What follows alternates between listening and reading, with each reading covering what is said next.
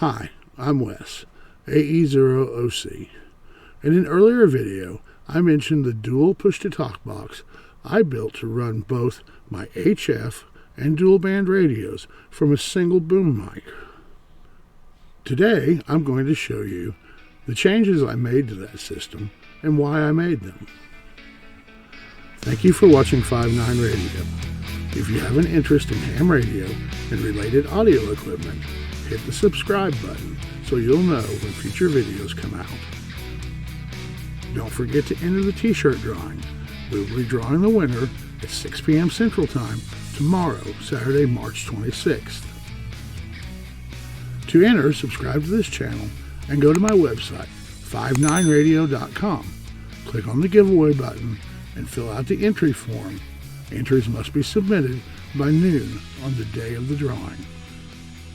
Before we get started, I want to say this is my design for my particular radios. ICOM radios have DC voltage on the mic lead and must have a capacitor in line to block this voltage.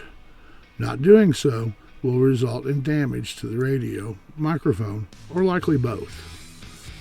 You can find information about how to do this online. My original design for my PTT box included a pair of 600 ohm to 600 ohm isolation transformers. One side of each was connected to a 1/4 inch mono jack for my microphone. The other side of the transformers connect to a pair of Cat5 cables, one running to the mic port of my dual band and the other running to the mic port of my HF rig. You must be very careful that these are hooked to the right pins on the radio. The PTT switch on the TYT connects between the PTT and a common ground that is shared with the microphone. On the Yaesu HF rig, there is a separate PTT ground. I'll put schematics for both the original and new PTT box on the projects page of my website, 59radio.com. This design worked fairly well, with one exception. The microphone by itself did not provide enough gain for my TYT dual band radio. Adding a mixer added plenty of preamp gain, but this provided excess gain to my Yaesu HF rig. So I needed to adjust the mic gain on the HF radio to make it work with the higher input levels. The next issue I had was my first time as net control for a local net. Holding the small transmit button on the box became fatiguing over time, to the point that the muscles in my finger began spasming by the end of the net. So I decided to make some changes, but there were always more important projects and it kept getting put off.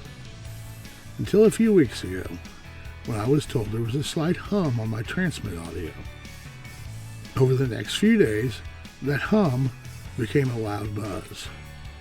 With a little help, I was able to narrow it down to either the isolation transformer or the PTT switch itself.